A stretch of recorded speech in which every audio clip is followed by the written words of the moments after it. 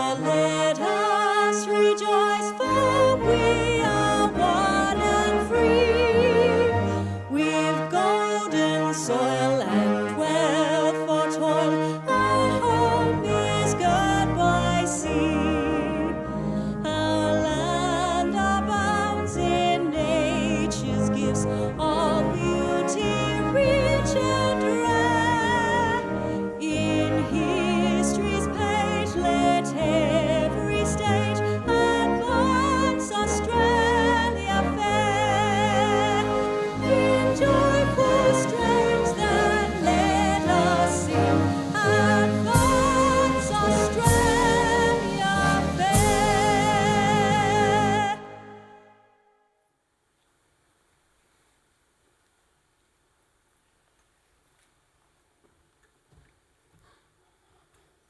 Please be seated, everyone.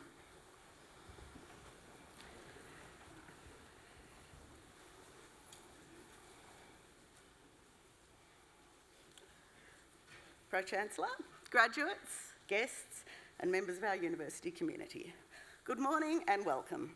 It's lovely to see you all here today, and graduations are such a wonderful celebration of so much hard work and success, and so it's lovely to see you and your families and friends here to share it with you.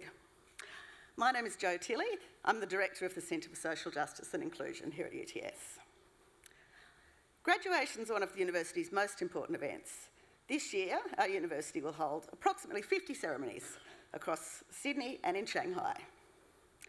I would like to introduce you now to the official party who are here on stage. Seated at the centre of the stage is Dr. Lisa O'Brien, AM, Pro-Chancellor of the university, who will preside over this ceremony.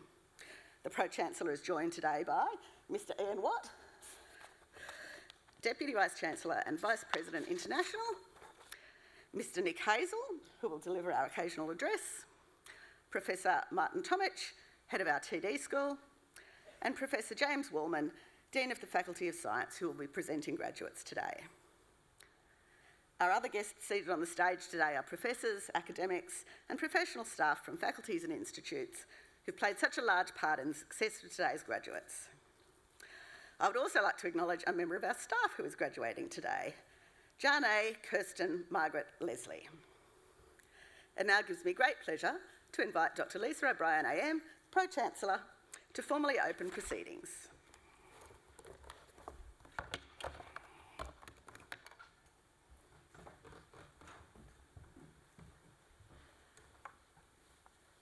In the name of the Council, I declare this congregation of the University of Technology Sydney duly assembled. On behalf of the University of Technology Sydney, before we begin the proceedings, and on behalf of all of those present, I would like to acknowledge and pay respects to the traditional owners of the land on which we meet, the Gadigal people of the Eora Nation. It is upon their ancestral lands that UTS stands. Similarly, I'd like to pay respects to the elders, both past and present, acknowledging them as the traditional custodians of knowledge for this place. In this graduation ceremony, we will celebrate the conferral of awards upon graduates from the Faculty of Science and the TD School. Today's ceremony marks a great achievement for the graduates and recognises the support which they have received from all of you, their family and friends. We warmly welcome you, and together we celebrate the achievements of the graduates. I now invite Professor Martin Tomic, Head of TD School, to present graduates.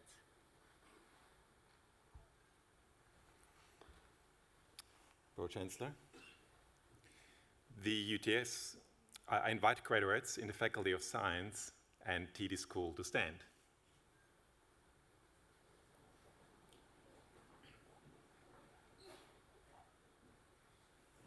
Pro-Chancellor. The UTS Council has resolved that candidates recommended to it by the faculty boards in Science and TD School as eligible for awards have completed all requirements of a course of study approved by the boards and has conferred these awards upon them. Pro-Chancellor, I now present those graduates from the Faculty of Science and TD School who are here before you to acknowledge the awards for which they have qualified. On behalf of the Council of the University of Technology, Sydney, I congratulate graduates on their achievements in attaining the awards for which they have qualified.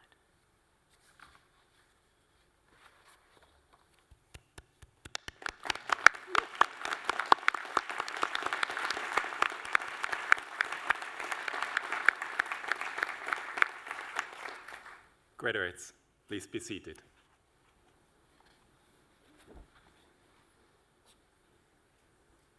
Pro-Chancellor, the TD School champions transdisciplinary research at UTS, with excellent and impactful research being conducted by our graduate research students, many of whom are supervised by a cross-faculty panel. The challenges they study are complex, networked, and dynamic, and aimed at providing significant impact to society. To do so, the important research done by our PhD graduates pushes the boundaries of what a PhD is by integrating multiple academic knowledge domains, including collaborating and exchanging knowledge directly with partners in a way that shifts the perspectives and practices.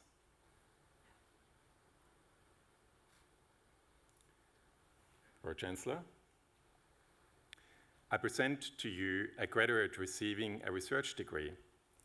The following student has graduated with the Doctor of Philosophy: Janae Kirsten Margaret Leslie, for a thesis entitled Understanding System Change, Assessing Sydney's Waste Reduction Target, supported by a supervisory panel that included Principal Supervisor Associate Professor Paul Brown and co-supervisors Dr. Susanne Brett and Dr. Melissa Edwards. Pro-Chancellor, I present to you Dr. Janae Kirsten Margaret Leslie.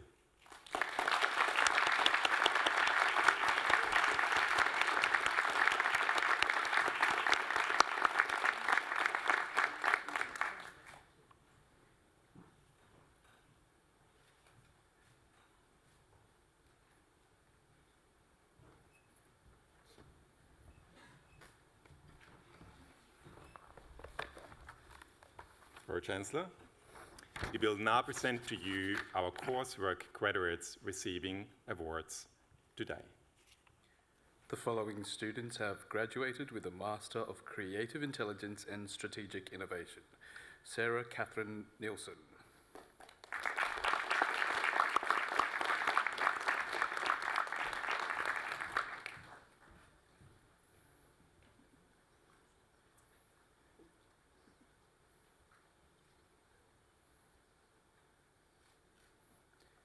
Master of Data Science and Innovation, Zoe Louise Barrett.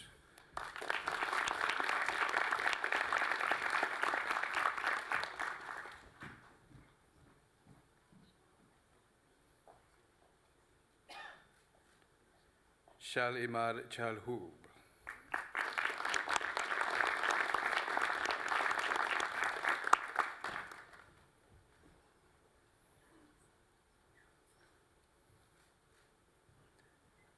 Yi Wei Chen.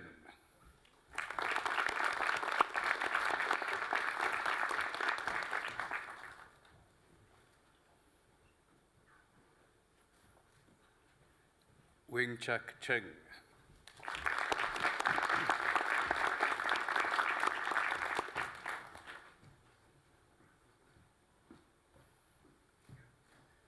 William Feng.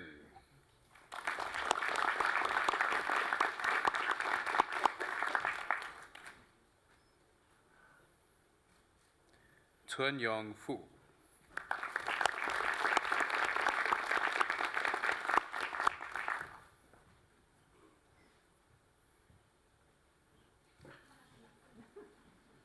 Ting Wei He.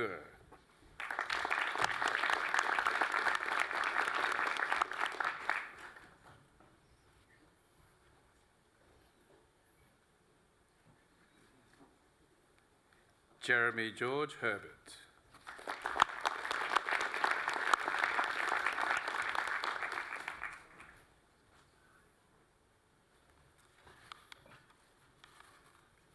Shilin Huang.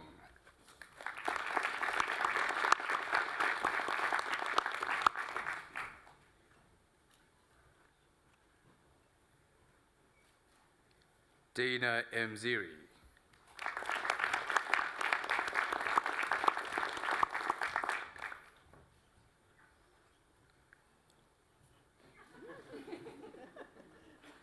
William James Ollis Kent.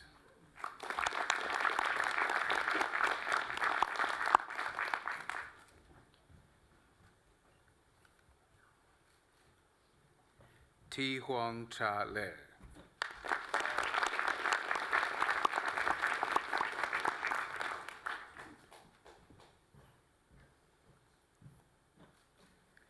Yanting Li.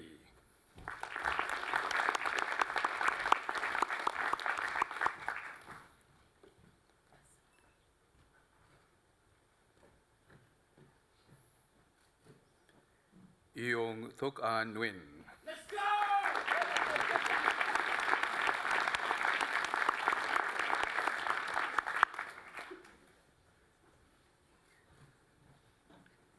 Nathan Ngok Kan Nguyen.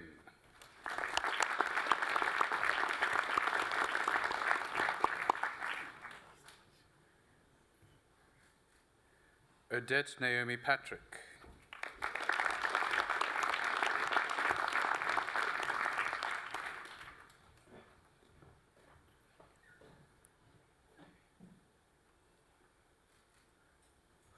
Jose Quiroga Ocaña.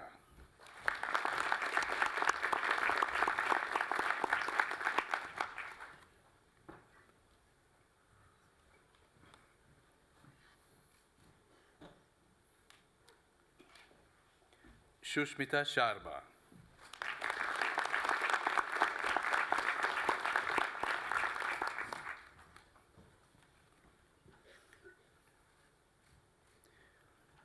Rajat Singh.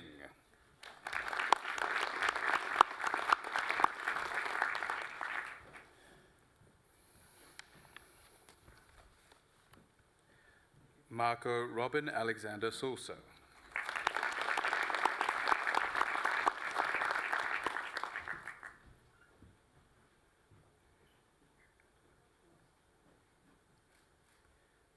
Yuin Tu Tang Ton.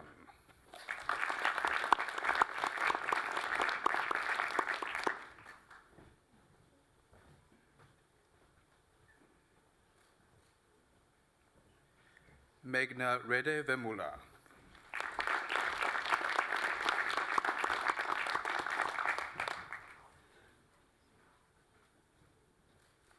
Antonio Wong.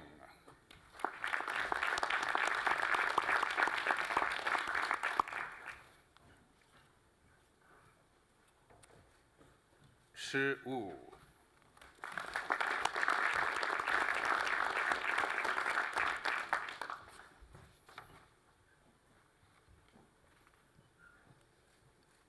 Yixin Zhang.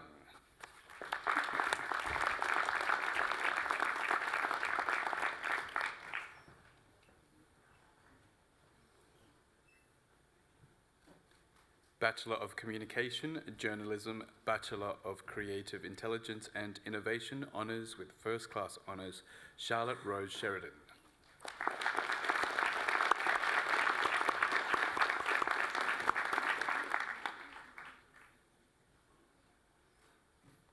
Bachelor of Communication, Digital and Social Media, Bachelor of Creative Intelligence and Innovation, Clara Jean Atkin.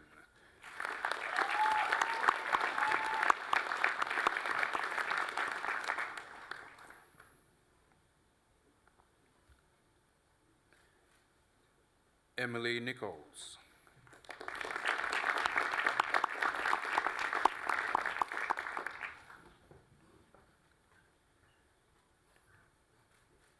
Jenna Oberstein.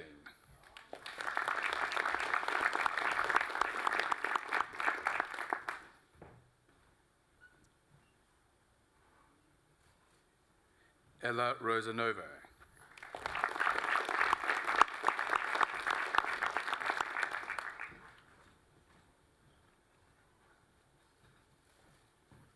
Imogen E. Vander.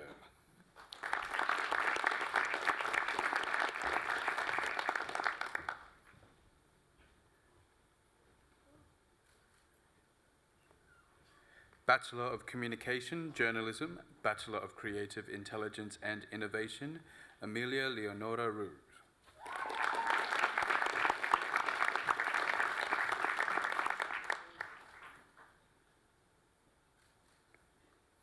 Abby Rose van Balkorn.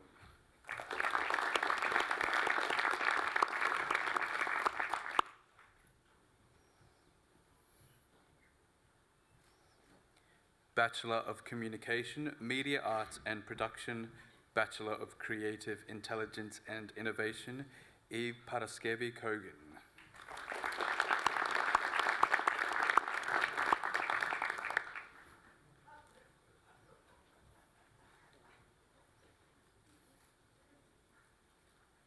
Andy Lee.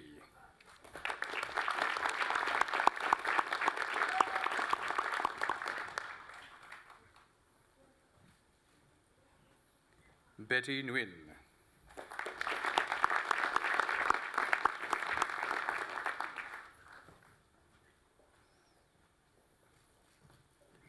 Alex Anthony Pacquiarota.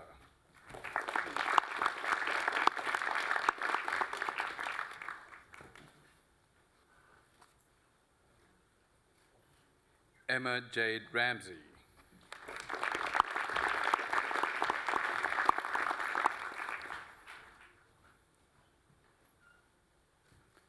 Alana Patricia Rigby.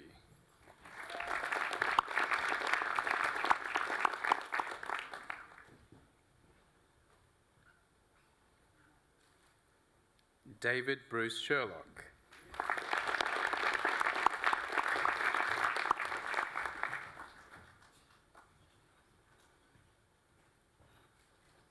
Lauren May Taylor.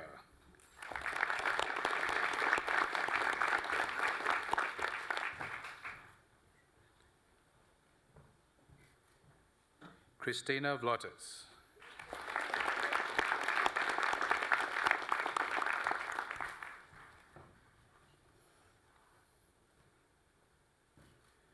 Bachelor of Communication, Public Communication, Bachelor of Creative Intelligence and Innovation, Katie Herriot.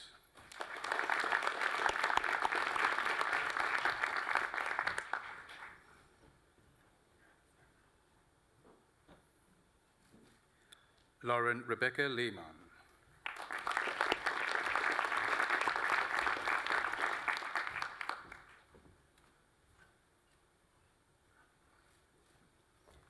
Gabrielle Marie Renaud.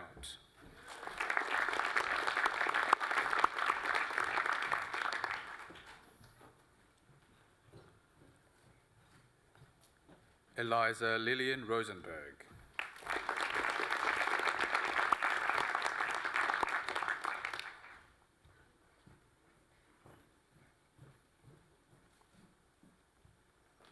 Bachelor of Communication, Social and Political Sciences, Bachelor of Creative Intelligence and Innovation, Evelina Elsmore.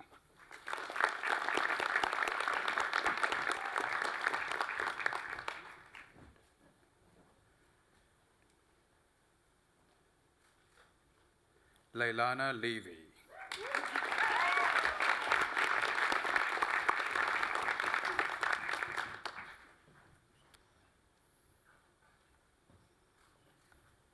Henry Hazard Pierce.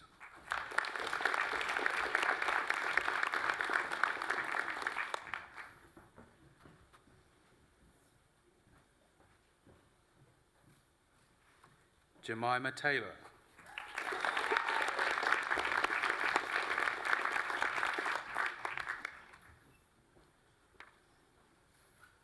Bachelor of Business with Credit, Bachelor of Creative Intelligence and Innovation, Honours with Second Class Honours, Joshua Legdon.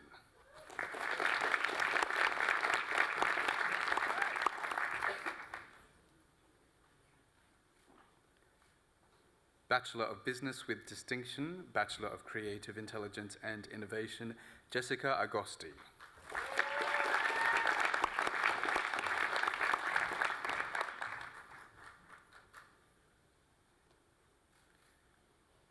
Alicia Arman.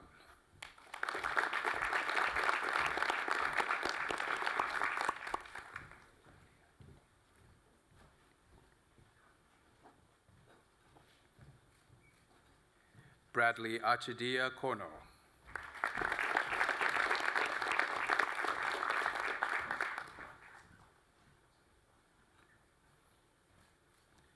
Patricia Hiu Teng Chan.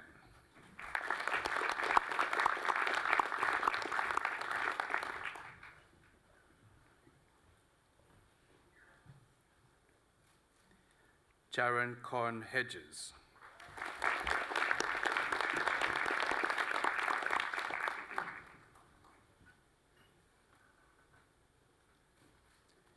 Andrew John Contos.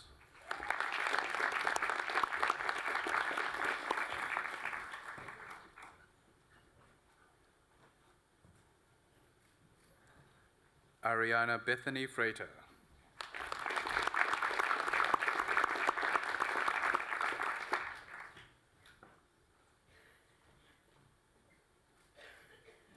Ethan Lee.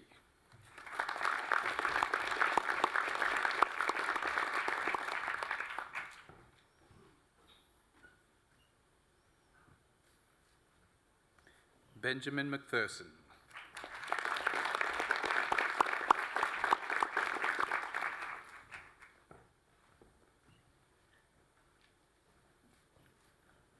Isaac Masterman.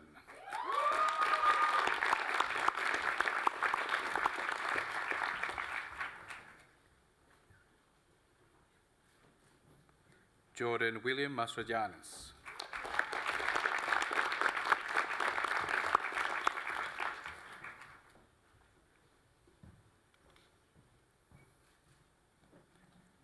Emma Louise Moy.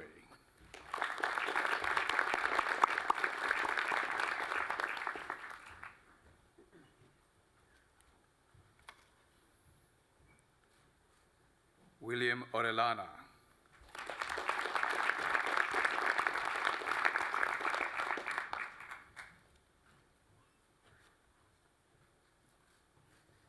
Jayan Jin Pasco.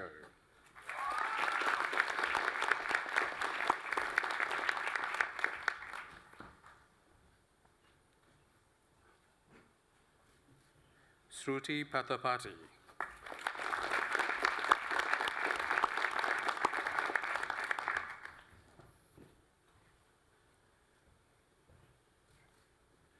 Brianna Annabelle Petrovsky.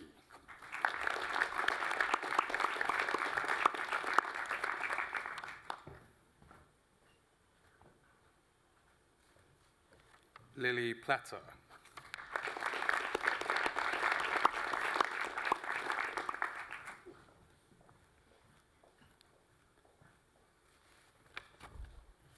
Olivia Russell.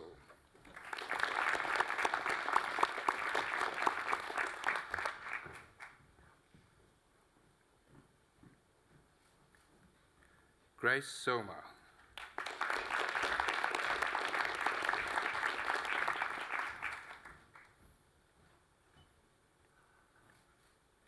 Alana Soroka.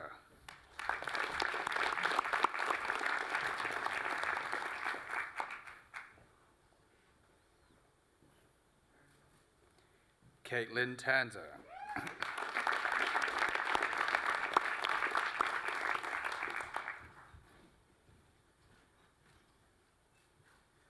Alicia Tatiana Wolf.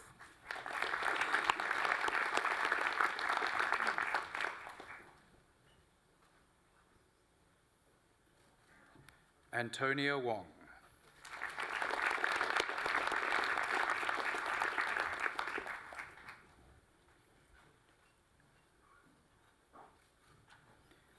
Jasmine Ashley Zarmont.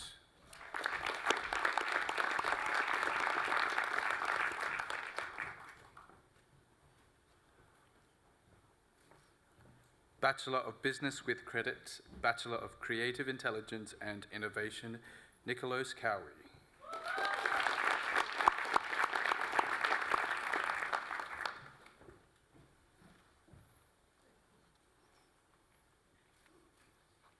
Sophia Rita Iofino.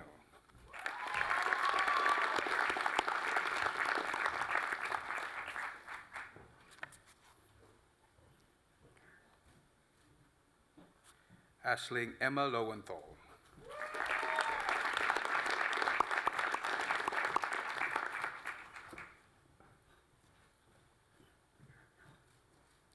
Harrison Ma.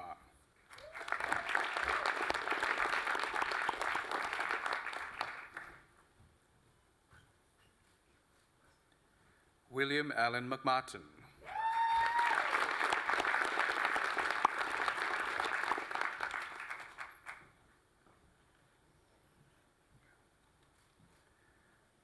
Kayla Oribello.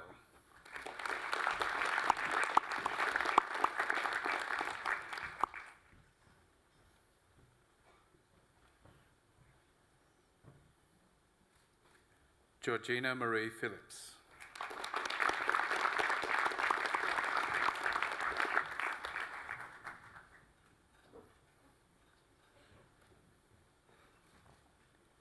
Eliza Kate Ross.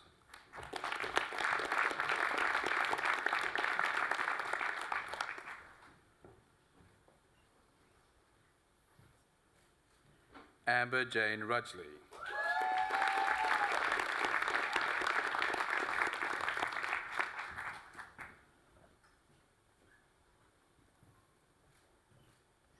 Nicholas George Stamatakos.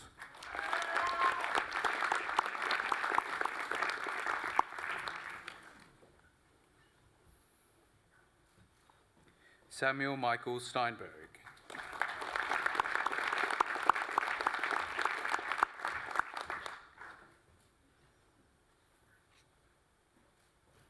Hugh Taylor Talbot.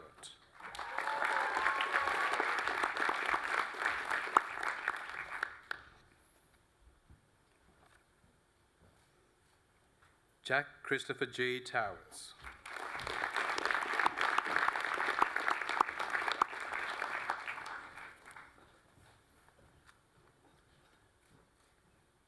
Jason Truong.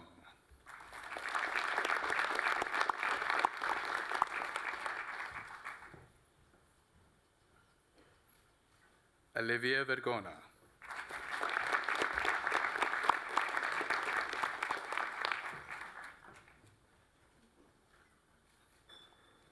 Benjamin Sol Waitsman.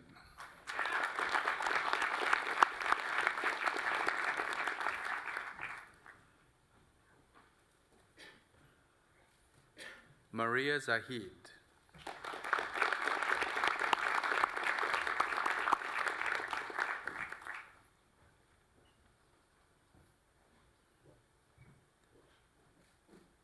Bachelor of Business, Bachelor of Creative Intelligence and Innovation, Sarah Majid.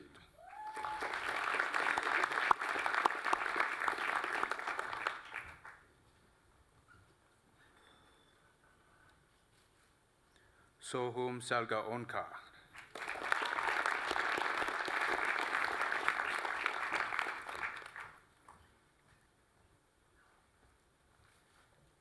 Elliot Connor Sutton.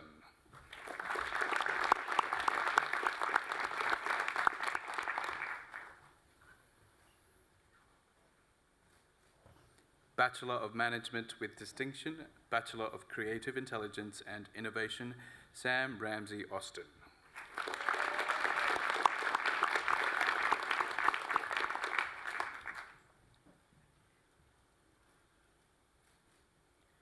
Jessica Louise DeLacy.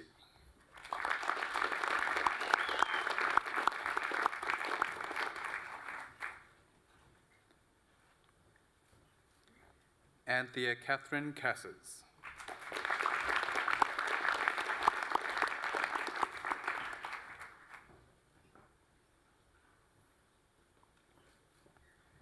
Bachelor of Management with Credit, Bachelor of Creative Intelligence and Innovation, William Green.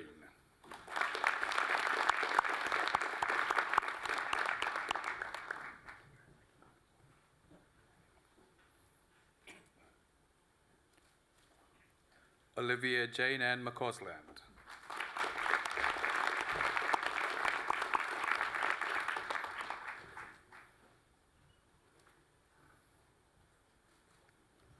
Bachelor of Engineering Honours in Mechanical Engineering with First Class Honours, Bachelor of Creative Intelligence and Innovation, Yasmin Brunner Placer.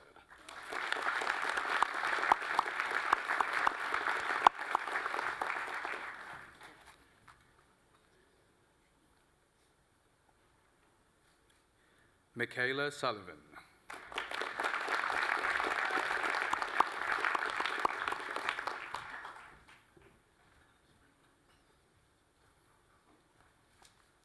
Bachelor of Engineering Honours in Mechatronic Engineering with First Class Honours, Bachelor of Creative Intelligence and Innovation, Jada Costa-Janis.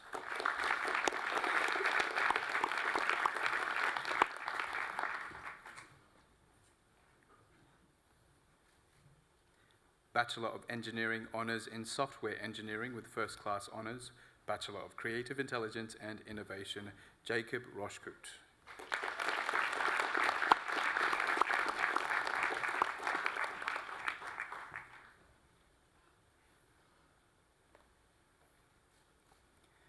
Bachelor of Science in Information Technology with Distinction, Bachelor of Creative Intelligence and Innovation, Kalia Hutu.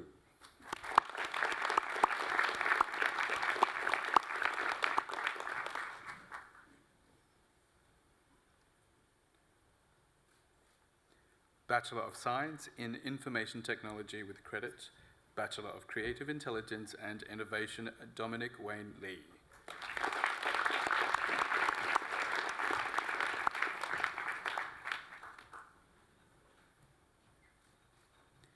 Bachelor of Sport and Exercise Science with Distinction, Bachelor of Creative Intelligence and Innovation, Sophie Brown.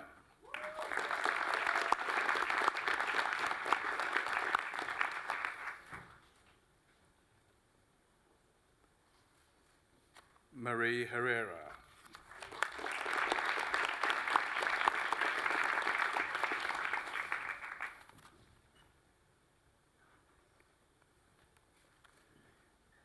Gerard John James McKell Dorset.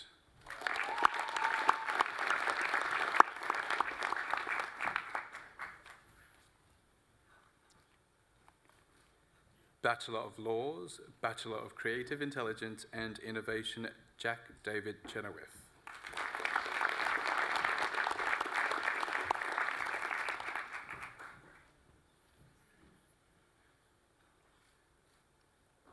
William James Stoddart Elson.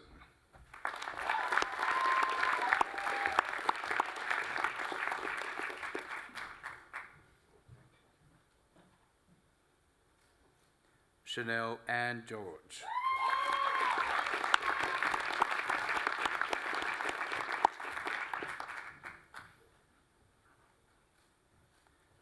Bachelor of Design in Product Design, Bachelor of Creative Intelligence and Innovation, Isabella Voisey.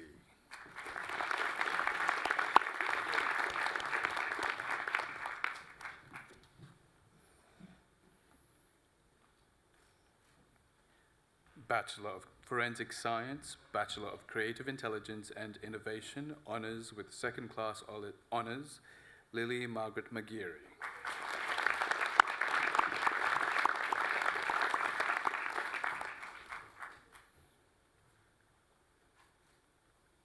Bachelor of Advanced Science, Bachelor of Creative Intelligence and Innovation, Nick Clifford Jackson.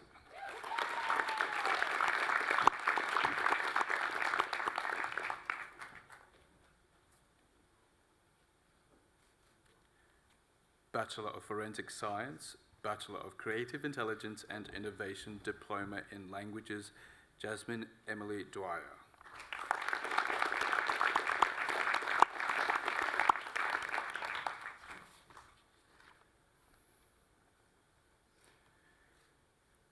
Bachelor of Forensic Science, Bachelor of Creative Intelligence and Innovation, Erica Lily Paciarota.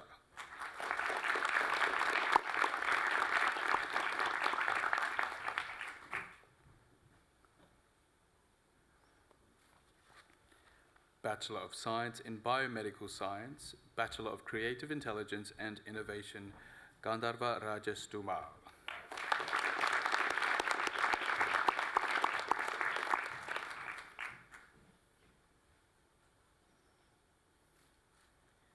Lin Nguyen.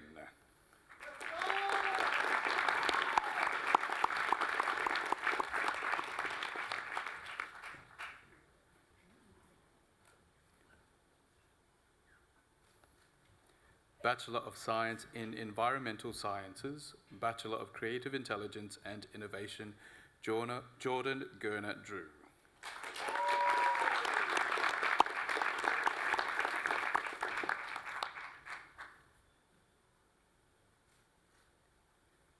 Bachelor of Science, Bachelor of Creative Intelligence and Innovation, Christian Gupi.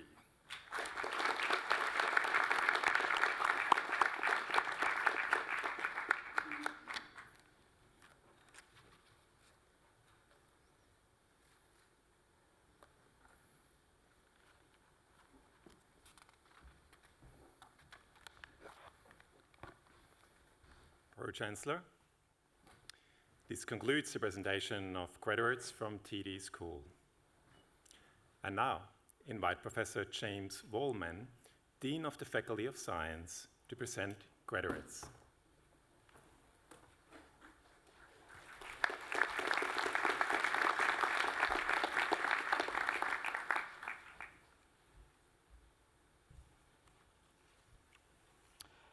Pro-Chancellor, each year UTS recognises a select few undergraduate candidates of exceptional merit.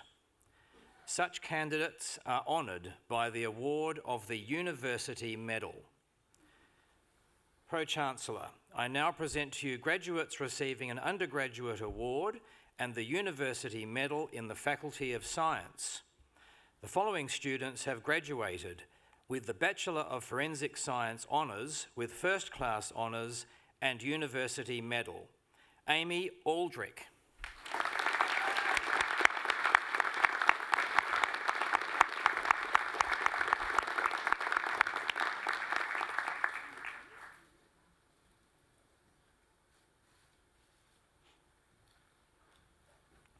And the Bachelor of Science Honours in Environmental Science with First Class Honours and University Medal, Clara Bellotto.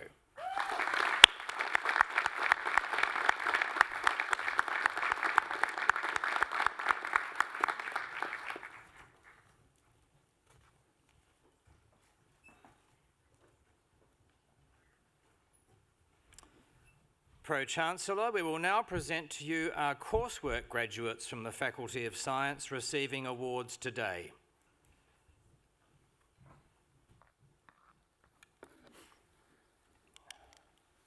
The following students have graduated with a Master of Forensic Science, Svanarupa Balaji.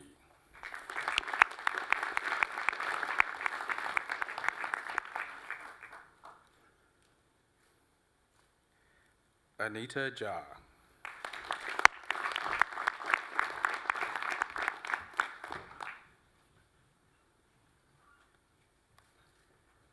Yukta Chandranath Shetty.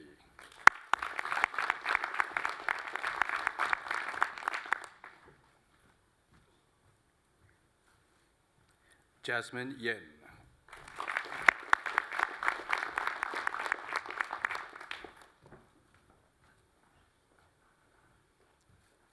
Master of Science in Environmental Consultancy and Conservation, Liang Zhu.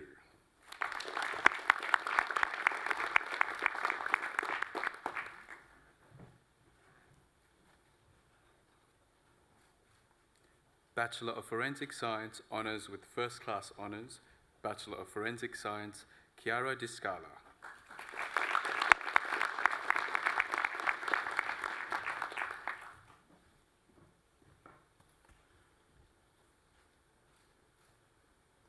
Emily Jane Sannox.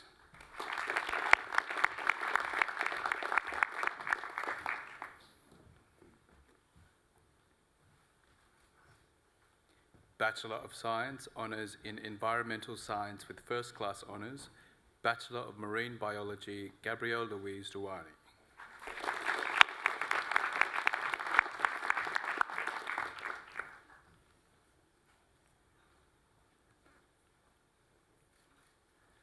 Bachelor of Science, Honours in Environmental Sciences with First Class Honours, Madison Archer.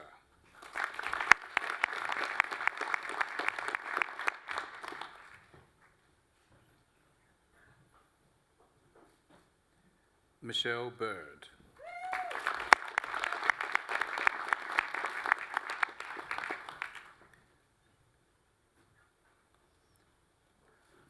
Courtney Louise Ed.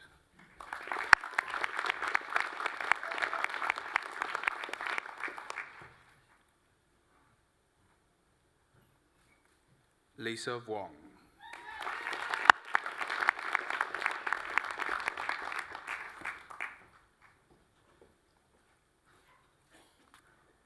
Bachelor of Forensic Science, Honours with Second Class Honours, Division 1, Sophie Cadell.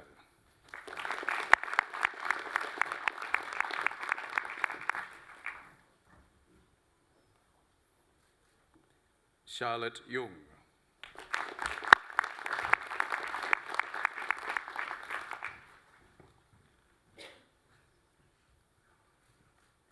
Bachelor of Forensic Science, Bachelor of Arts in International Studies, Alana Rose McGrath.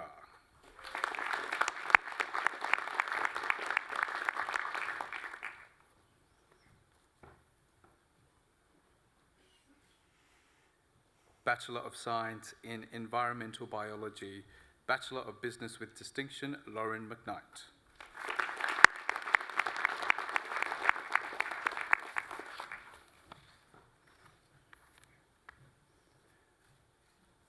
Bachelor of Science in Environmental Biology, Bachelor of Business with Credit, Gerard An Koa Lang.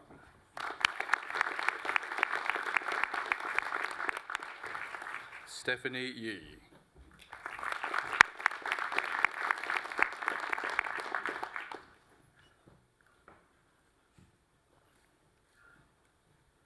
Bachelor of Environmental Biology, Eleanor Rose Cotton.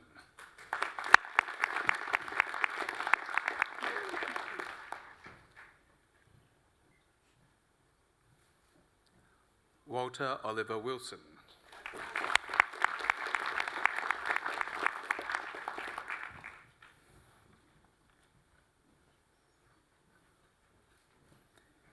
Bachelor of Forensic Biology in Biomedical Science, Lynn Adelaide Thompson.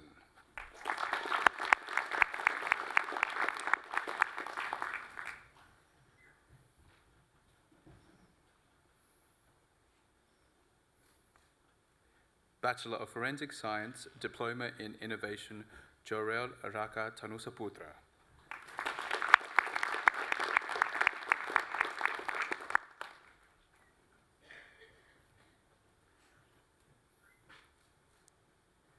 Bachelor of Forensic Science, a Diploma in Languages, Kerry Simmons.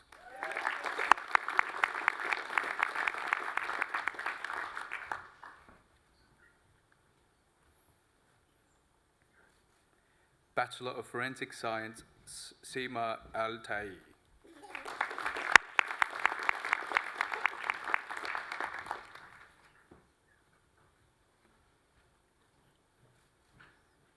Veronica Ali.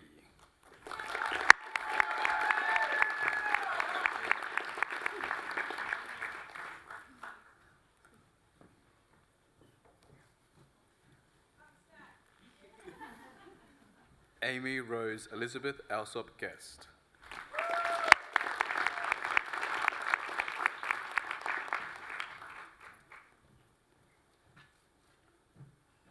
Jacoa Lee Ayres.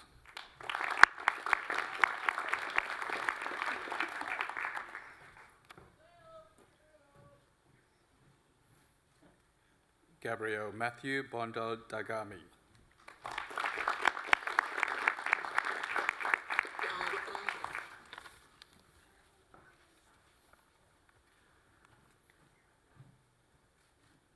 Kaya Buchanan.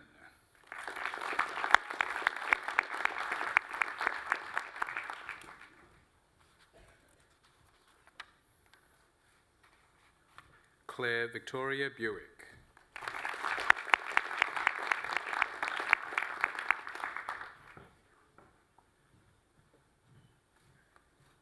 Maggie Jules Clifton.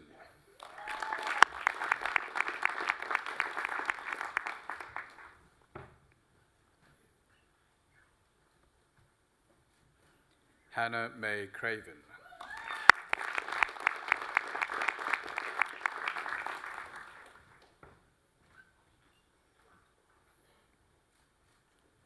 Simone Phuong Duong Do.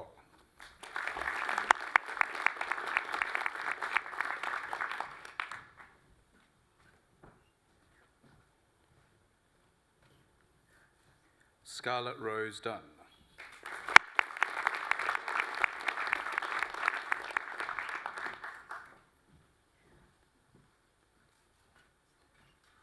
Simone Lee Forden.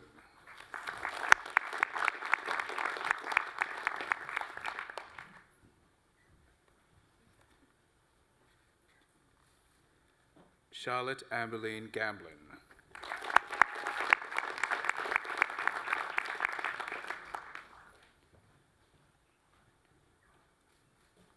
Katarina Goikoe Chair.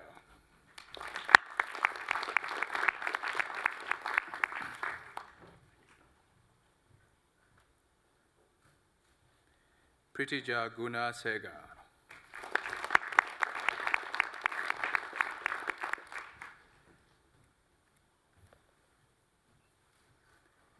Caitlin Gale Hare.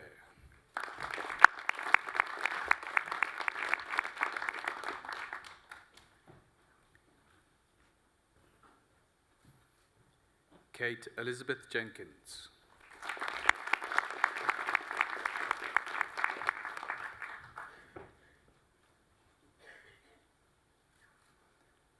Tara Rani Kapila.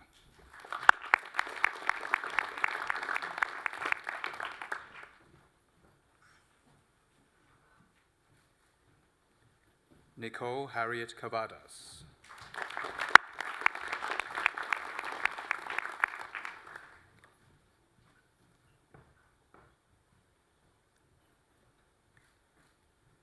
Elani Lysander Calais.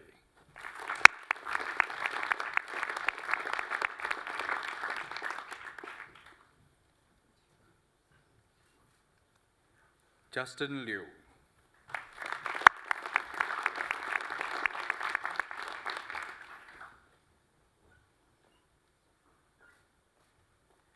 Eleanor Mary Mannix.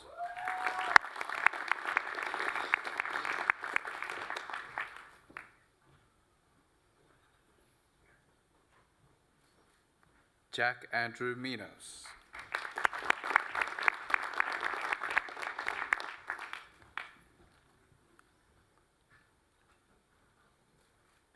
Nazreen Mohammed.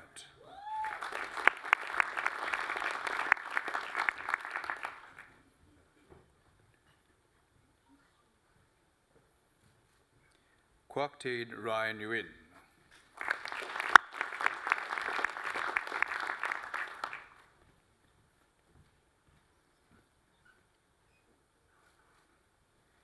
Mia Bella Christina Pacheco.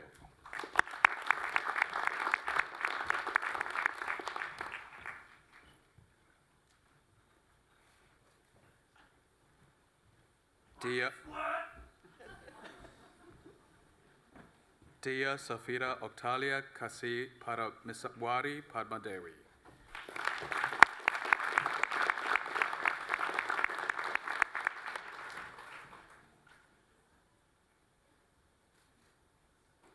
Mayor Abigail Podolsky.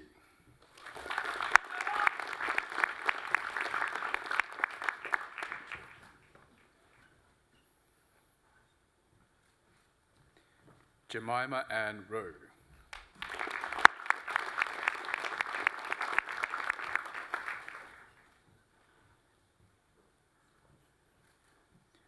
Barsat Sarwar.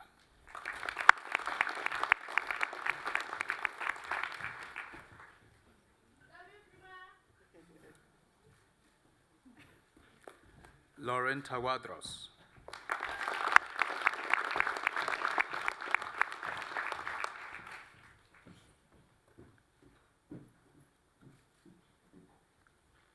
Daniel James Taylor.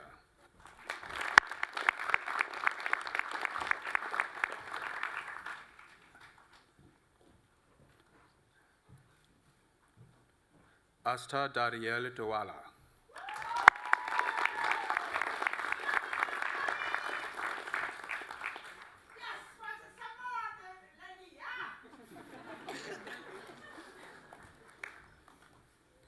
Eleni Tomaras.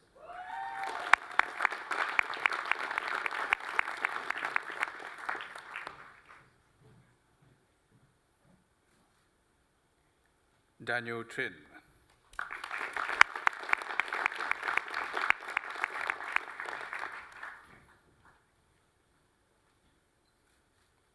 Eloise Verhey.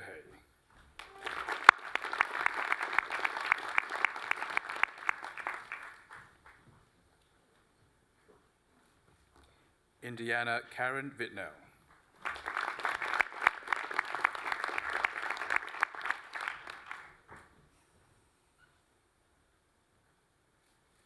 Alexandra Marie Walsh.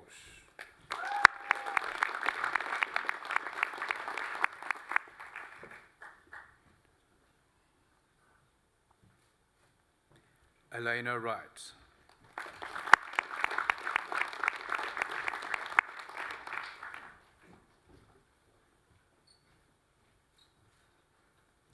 Yu Yin Zhang.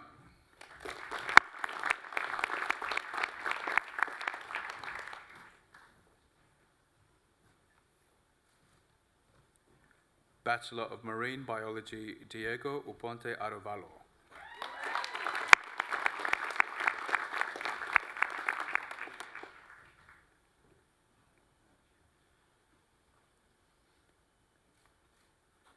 Matthew John Denale.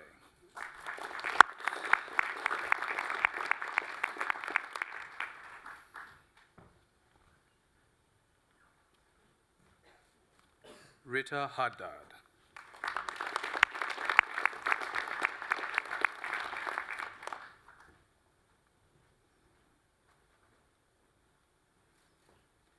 Jaden Oscar Allen King.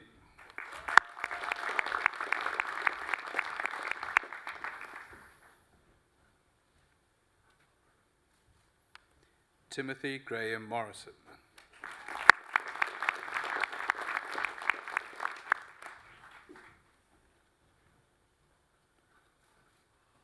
Aliyah Nasser.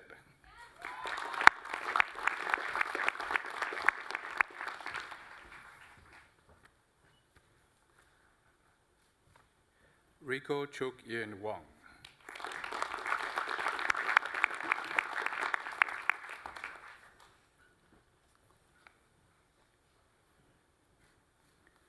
Bachelor of Science in Environmental Sciences, Rebecca Juliana Carr.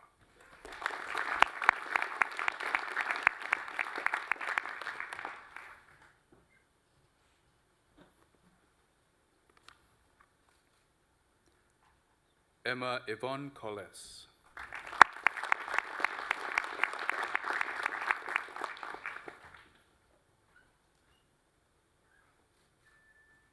Daniel Lloyd Ford.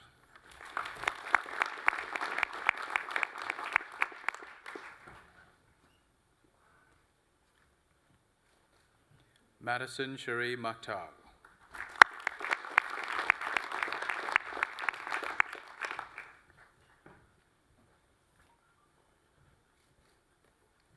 Cara Olivia Roderick Walker.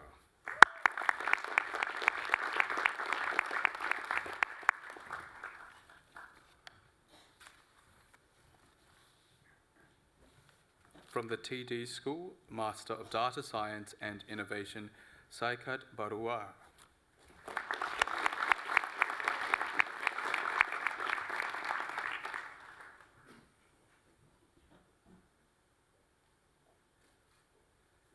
Michael Robert Gordon.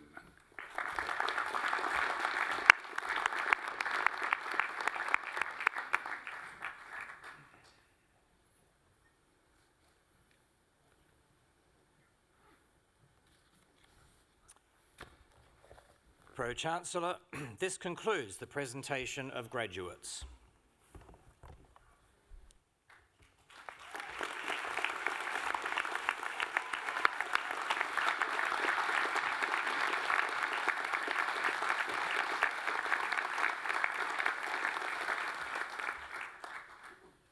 on behalf of the UTS Council, it is my privilege and pleasure once again to say a huge congratulations to all of our new graduates on attaining their degrees. Graduation is indeed a wonderful tradition. It's a very special rite of passage and a ceremony whose history goes back hundreds of years. Graduation also marks the closing of a very exciting chapter of your lives. I'm sure, as you're sitting here thinking back, the past few years include many achievements, challenges, experiences, and friendships to reflect on.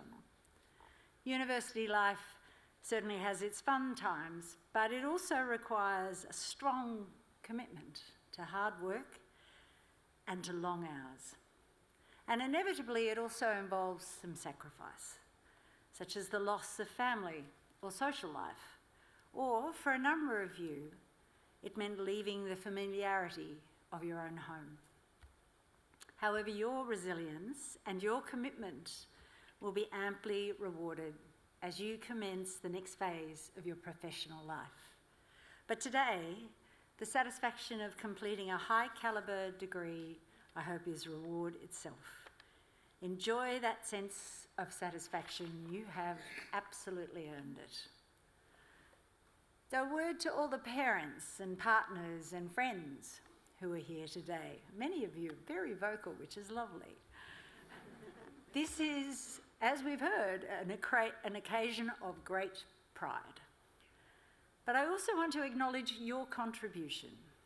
You've lived through the stresses with the graduates, and you've provided them with your support and your encouragement. I'm sure that they also would like to acknowledge that. So could I please ask the graduates to stand, face your family and friends, and give them a rousing round of applause. They've earned it too.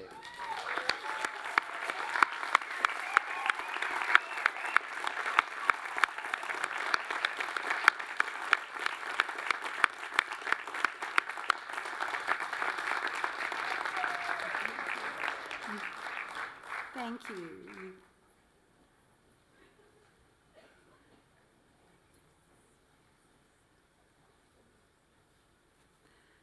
So the world that you are now entering as graduates is complex and challenging, but it is also an exciting world.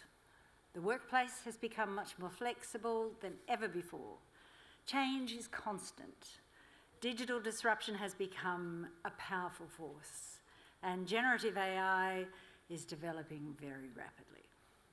New industries are also springing up based on global data platforms that are reshaping the way we live, work, and communicate. But this is also a world full of opportunities for you, where you can test your newfound skills. Your time at UTS will have prepared you well.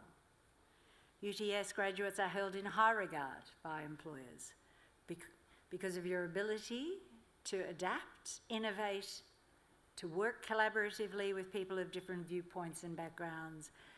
Plus, you cope well with pressure and tight deadlines. As you start this next phase of your life, I encourage you then to find work that really inspires and stretches you. Look for roles where you can learn from others. Maybe seek out a mentor. Be persistent, inquisitive, determined as you seek a role that will help you to continue to develop your judgment. You now join an outstanding group of UTS alumni. 280,000 creative and innovative graduates making their mark in all walks of life. So reach out to this global network when you can. Many of the alumni can be helpful to you in your future careers. And please also stay in touch with us, with our alumni office. It is your lifelong connection to UTS, so please keep them up to date with your movements and your achievements. Of course, your time as a student may not end today. This is a rapidly changing world that will require you potentially to refresh your knowledge, and acquire new skills. Society is transforming into a lifetime approach to learning in order to keep pace with change.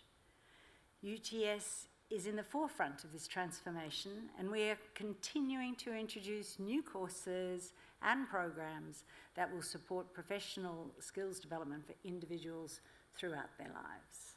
So we hope to see you in this great hall again at some point in the future.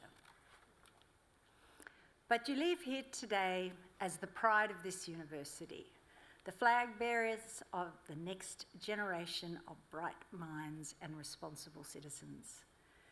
As you do so, I hope that your personal values of trust, honesty, and integrity will guide you as you grow in your professional life.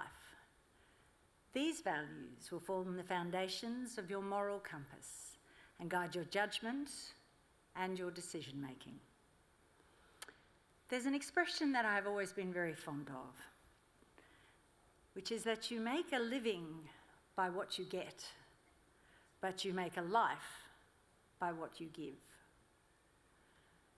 As you launch into this exciting next phase, can I leave you with a question?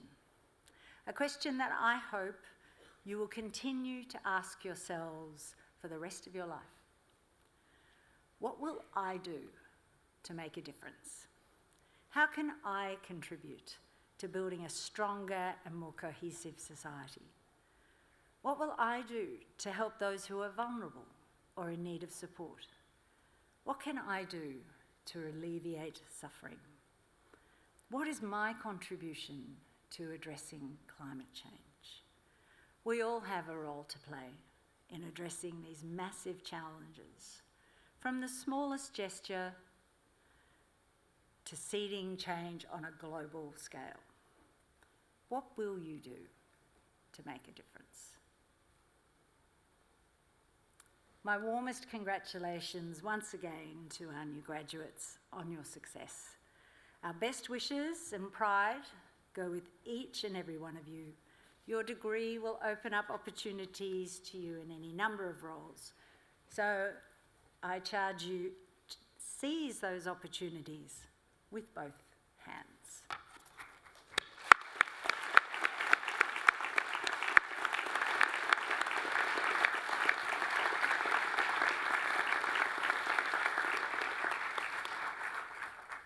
I now invite Mr. Ian Watt, Deputy Vice-Chancellor and Vice President International, to introduce our occasional speaker. Pro-Chancellor.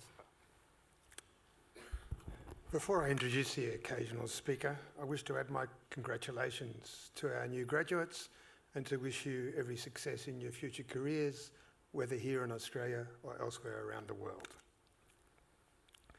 Now, our occasional speaker today is Mr. Nick Hazel. After completing master's degrees in engineering science and manufacturing engineering technology from Cambridge University, Nick's career began in aerospace, progressing to manufacturing and research and development for food multinationals in the UK, Netherlands and Australia. Nick was R&D Director for Master Foods and in charge of developing global technology platforms for Mars Incorporated.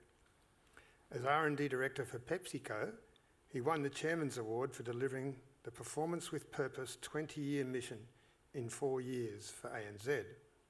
He taught innovation at UTS at the start of the groundbreaking BCII degree, consulted widely to CSIRO, industry bodies and multinationals on innovation strategy, and in 2018 founded V2 Food, Australia's leading plant-based meat company. He's currently creating Algene, an algae biotech startup with a mission to draw down gigatons of CO2 and help mitigate climate change.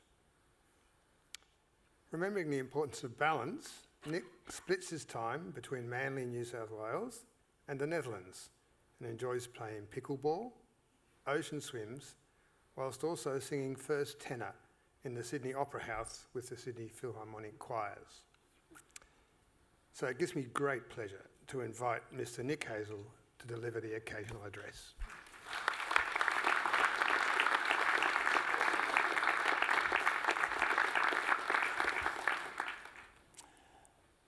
Now, I'm the one that's sort of standing between you and the end of the ceremony. I will keep it brief. You might have seen me writing some notes. I don't normally read speeches out. That's not my style. So this could go absolutely anywhere, but follow me. First of all, thanks for inviting me. It's a huge honor to do this. I've never done this before.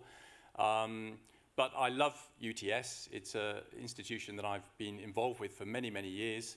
And this is a really important ceremony for you. I know I can remember my graduation at Cambridge, and it kind of marked what for me was the beginning of my learning journey.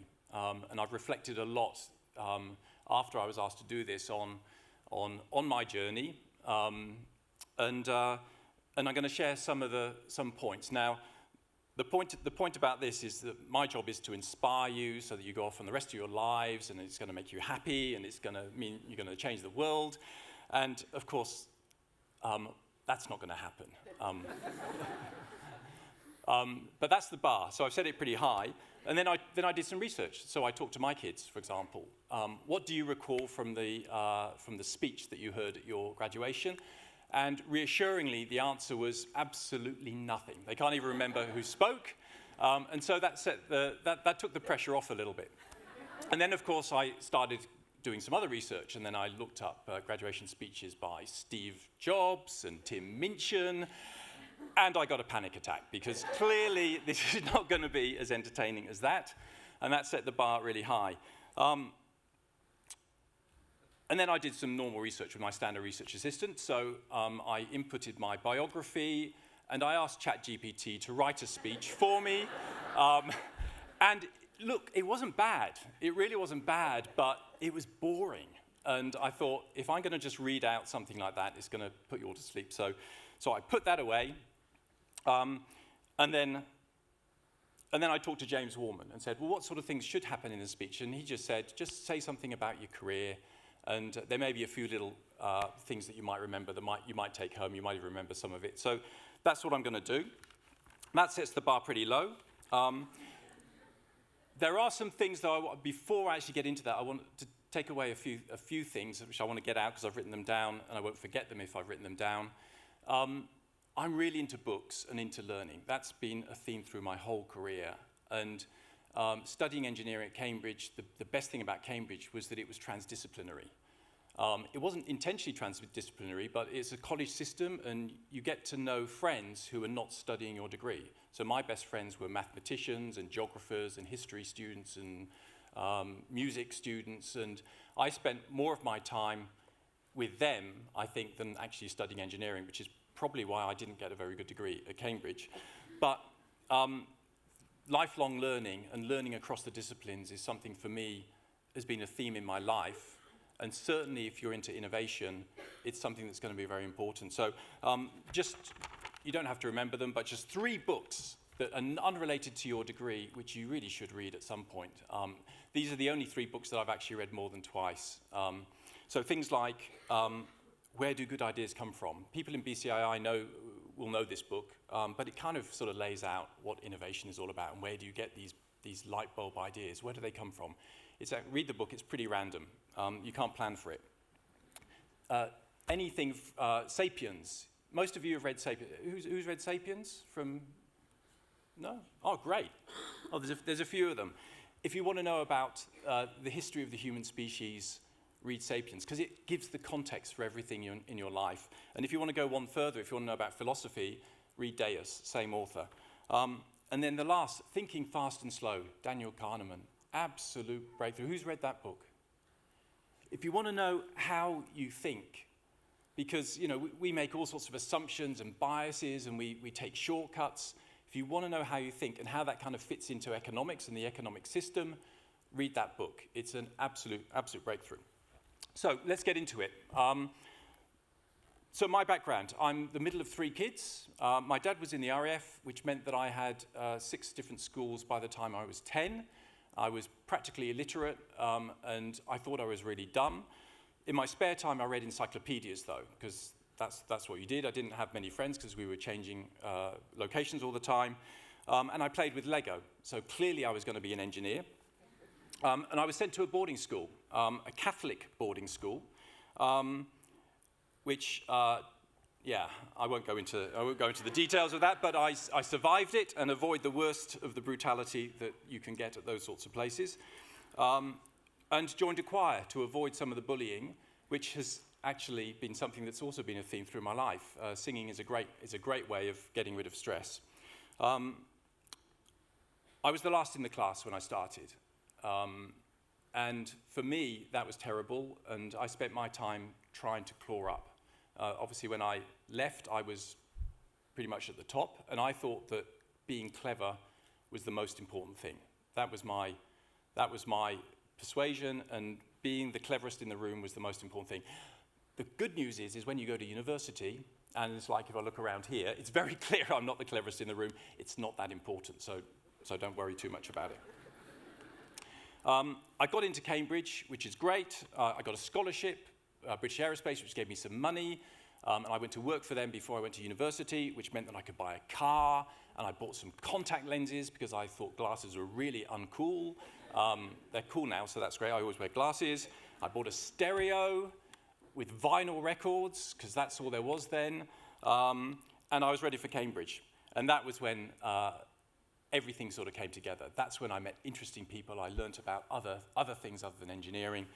And I learnt a few things. A lot of late night philosophizing with different people, a lot of stuff that wasn't really studying, but I read widely, I read different things, and I had a fantastic time.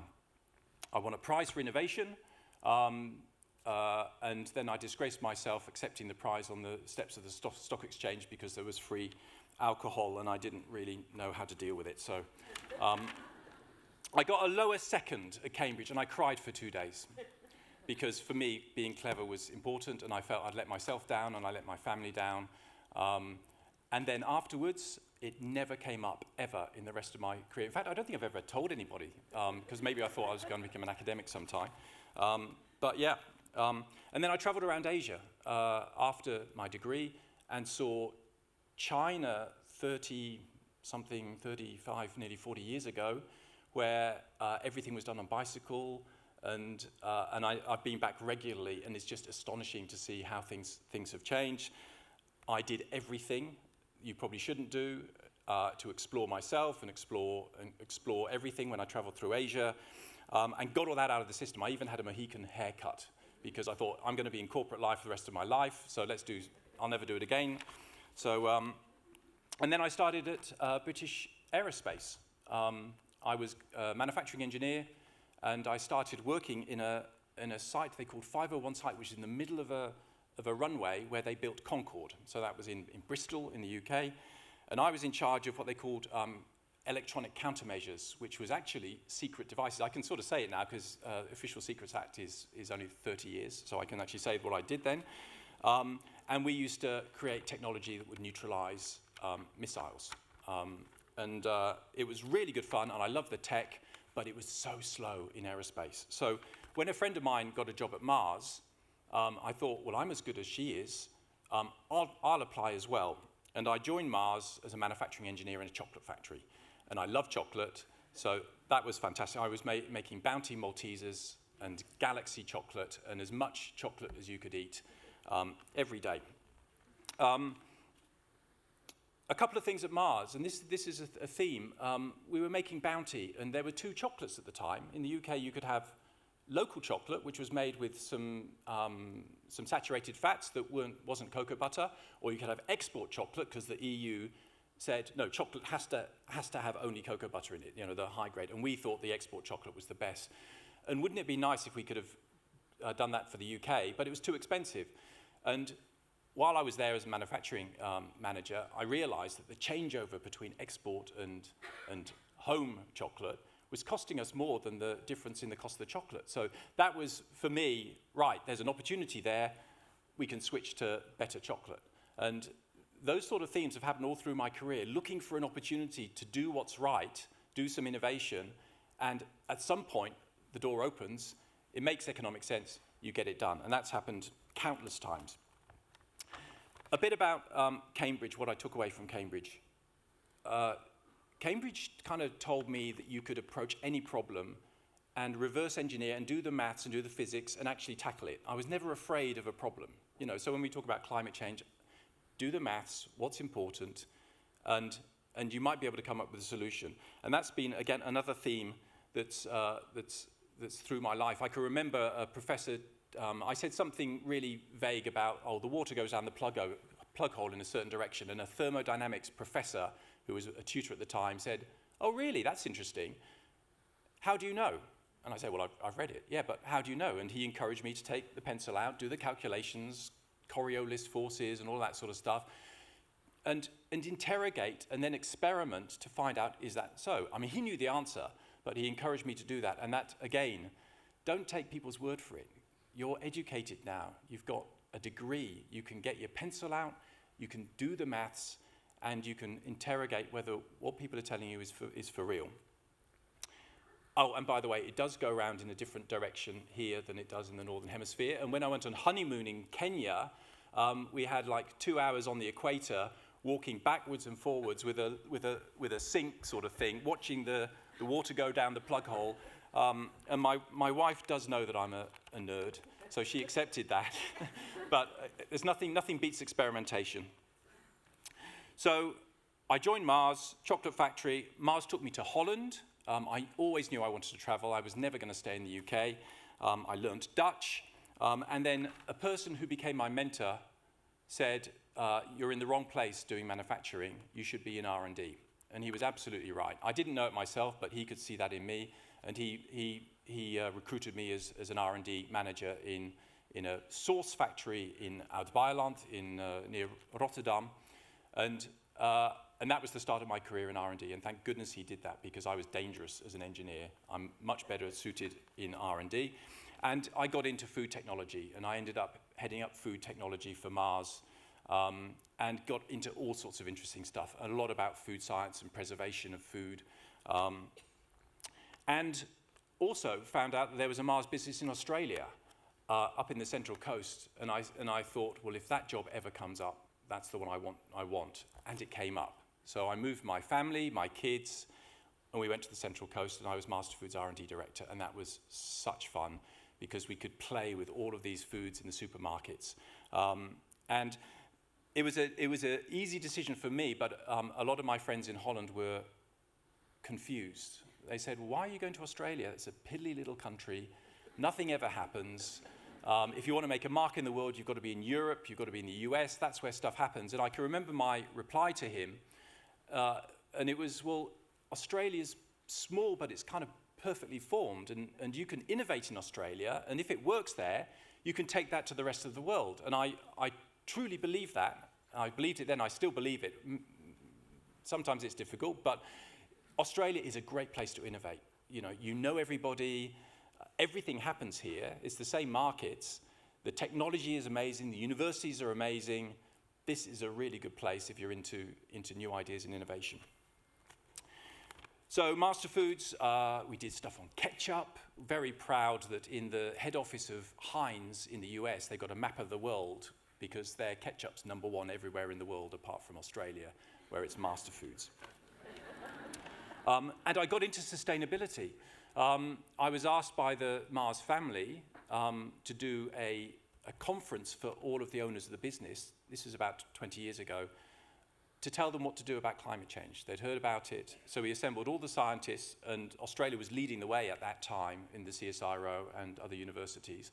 And we got the scientists to explain about climate change and what they felt was happening in the future. And it was 2 days, and after the first day, I realized it wasn't getting through. So I talked to the scientists that we'd assembled, and I said, don't present the way you're presenting.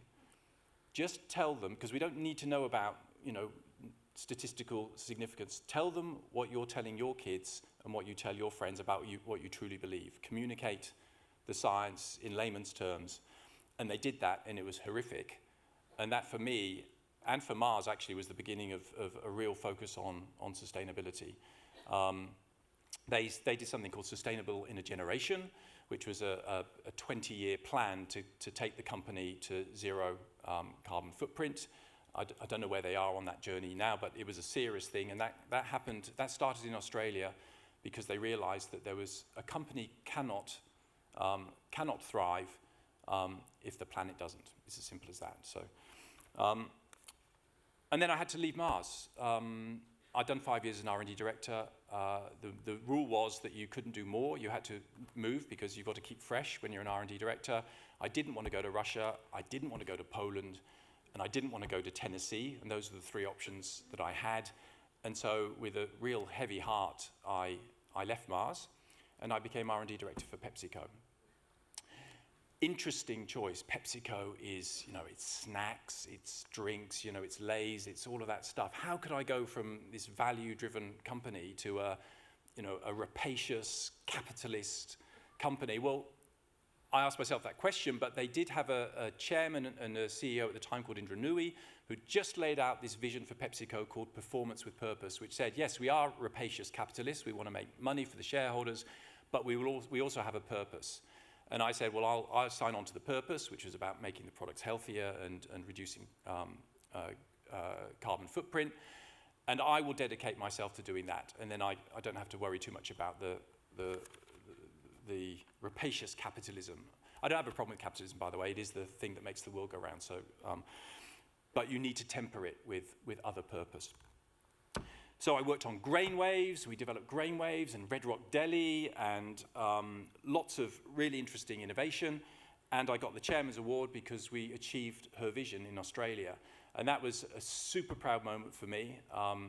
And then I got made redundant from PepsiCo.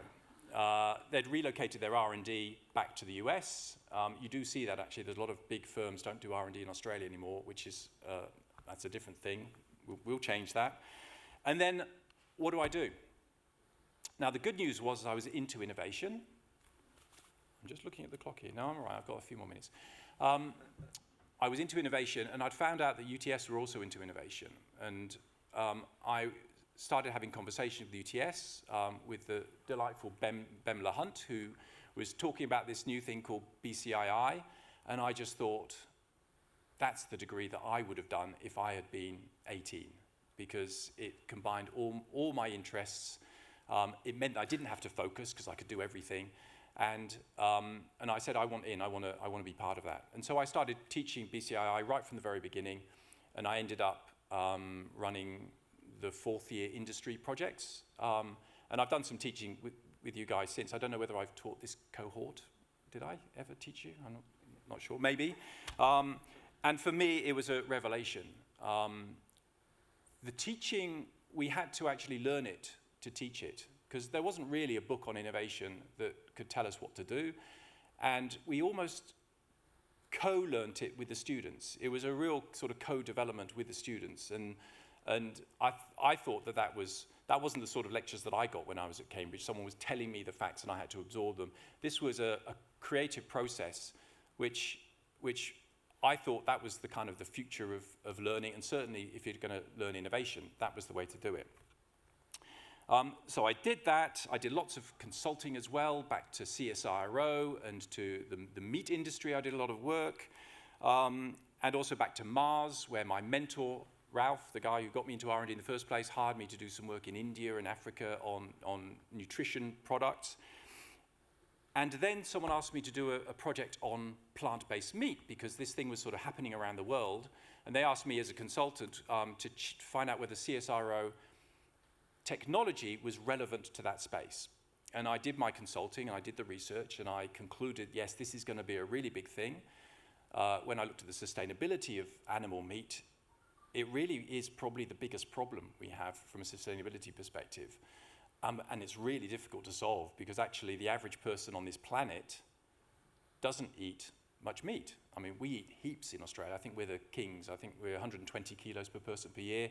I think the only people that eat more meat than us is people in Hong Kong. And that's 130, which tells you where China's going to go, by the way. If you want to really worry about meat consumption, China's gone from 10 kilos 40 years ago to 60 today, and Hong Kong's 130, so watch out the Amazon. So clearly plant-based meat was going to be a thing, and so I said, they asked me would I start a company, and I said yes, and that was 5 years of starting V2 Food. It's unusual to start a company when you're in your 50s. I don't know why, actually, because it does kind of help to know something when you start a company, but it is really high energy. It costs a lot of, and really, if you knew about it, you probably wouldn't start a company because it is really hard work, which is a bit weird because I'm actually going to do another startup. So clearly I haven't learned my own lesson. V2 is happening. I left it a year ago, and then I started working on algae. The story behind that was when I was working on V2, there was a number of problems to solve. So we broke down meat into technical problems and tried to figure out, well, how do you solve that with plant-based ingredients? That was the task. One of the most difficult problems was color. I'd done some research with some BCII students where we did ask the consumers whether or not we should maybe put blood in the plant-based meat, and because that colors it really well and it changes color when you cook it. And funnily enough, the vegans really hated that idea. But I actually thought, as a nerd, I thought, well, that's the cheapest way of doing it, and it works really well, and sustainability, absolutely the right thing to do. But luckily, I didn't do that. But it did mean we have a problem. How do you have red that changes color? Well, algae is sometimes red, and the phycobilly proteins in algae aren't very stable. So they're actually very uninteresting for the whole world, because who wants a color that's not stable? You can't dye your clothes or anything. Perfect for meat. The trouble was, it's too expensive. When you grew the algae and you extracted the color, you put it in the meat, you'd have to double the price of the meat. And that got me on a journey to understand, well, why is algae so expensive? Why does it cost so much to grow algae? All you need is a bit of light and a bit of CO2. How difficult is that? And it does turn out that it is really expensive and there's a lot of capital, and that's now the focus of my new startup, Algini, working with UTS in their science faculty to try and figure out how to solve the production cost of algae so that it really could suck up gigatons of CO2 and turn it into useful chemistry that could power the world. So, some themes. All of this is about falling in love with some ideas, yeah? Ideas are really important, and that was what my mentor, Ralph, taught me when he welcomed me to R&D, and I can remember my 10-year anniversary at Mars, and he wrote me a sheet of paper, and he just said, Nick, ideas are really important, you get it. Good luck for your next 20 years in Mars or whatever, and I've still got that bit of paper. Ideas are precious, but ideas that are untested, that you haven't tested with the consumer, are worthless. So there's power in ideas, but there's even more power in actually finding out whether they're for real. If you think careers are on a tread path, they're not. Now, my career's probably been more random than many, but your career is going to be random. And I think it's always good to be on the lookout for the next shiny thing, because that might be the thing that really interests you. So the good news is you're equipped with some amazing skills. Your mind has been formed by university. I don't see university as just a thing that gives you information. It's actually changing the way you're thinking. That journey will continue. And what I would encourage you to do is to focus on three things. What are you good at? Yeah, it's really important. I mean, do something that you're good at. There's no point in saying, oh, I want to be an ice skater or something and have a career there if you just can't do it. So focus on what you're good at. Focus on what gives you joy. Now, both of those things, to be honest, you might not know what they are. I certainly didn't know what they are when I started at your age, and to be honest, I still don't really know it. I'm still seeking, what am I really good at? I know what I'm not good at. Keeping to a script, I'm really bad at. And I also know what gives me joy. I know the exhilaration when you come up with something, with an idea. I want more of that. So I know what gives me joy. I know some of what I'm good at. And then the third thing is, where do those things intersect with what's good for people and good for the planet? And that's it. Your journey going forward is trying to find what's that intersection between what you're good at, what gives you joy, and what is kind of useful for the planet and useful to people. And if you do that, you're going to make an enormous dent on the universe, to quote Steve Jobs. Good luck with the rest of your journey.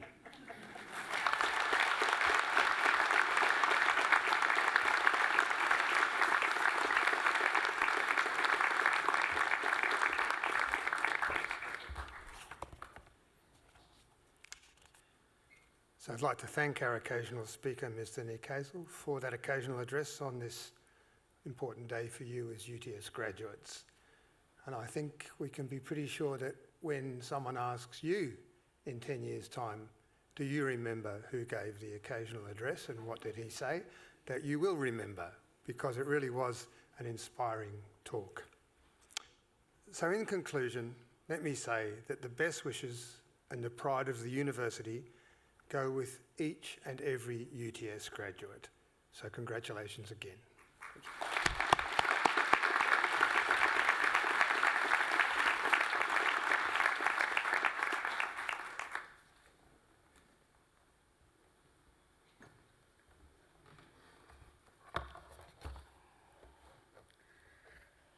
Pro-Chancellor, guests and graduates, that occasional address concludes the formal proceedings of this ceremony. On behalf of the Pro-Chancellor, I invite you all to join the official party for refreshments.